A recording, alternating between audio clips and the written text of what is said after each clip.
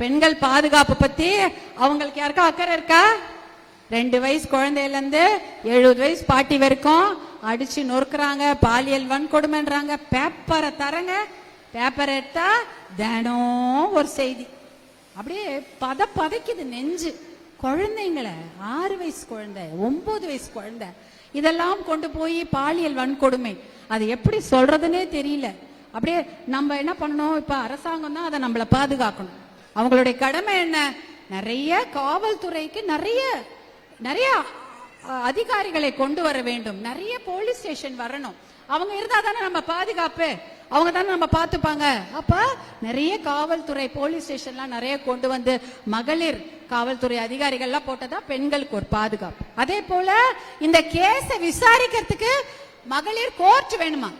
50 court இருக்கணுமாமா, 20 court தான் இருக்கு. எத்தனை கேஸ் தெரியுமா? 15,000 கேஸ். 7,000 கேஸ் பெண்கள் மேல் நடத்தப்படும் பாலியல் வன்கொடுமைகள், பாலியல் வன்கொடுமைகள் ரெண்டும் சேர்த்து. இன்னொரு 7,000 கேஸ் பெண் குழந்தைகள், ஆண் குழந்தைகள் மேல் நடத்தப்படும் பாலியல் வன்கொடுமைகள், குழந்தைங்களை கொல்றது, குழந்தைங்களை கூட்டிட்டு போய் பாலியல் வன்கொடுமை செய்யறது.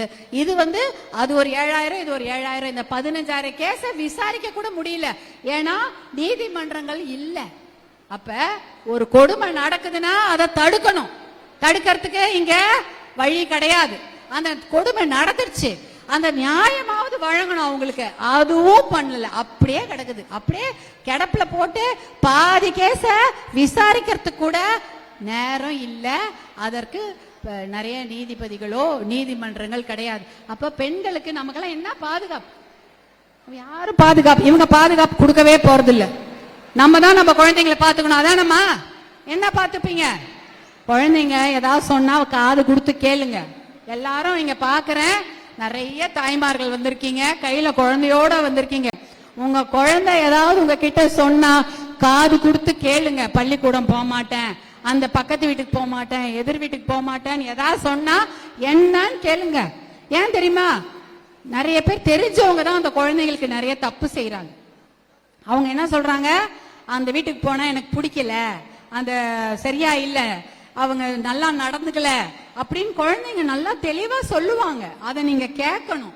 நீங்க என்ன சொல்வீங்க? ஐயோ, எனக்கு அவரை 10 வருஷமா தெரியும், அந்த அண்ணனை எனக்கு 30 வருஷமா தெரியும், அப்படிலாம் சொல்லுவீங்க. அப்பெல்லாம் நினைக்காதீங்க. எல்லா பிரச்சனையும் தெரிஞ்சவங்க மூலமா தான் வருது. தெரியாதவங்க கூட குழந்தைங்களை யாரும் கை வைக்கிறது இல்ல. தெரிஞ்சவங்க எல்லாம் நிறைய குழந்தைங்களை கூட்டிட்டு போய் தப்பு பண்றாங்க. அதனால உங்கள் குழந்தைங்க ஏதாவது சொன்னா காது கொடுத்து கேளுங்க, அப்புறமா தான் முடிவு பண்ணுங்க.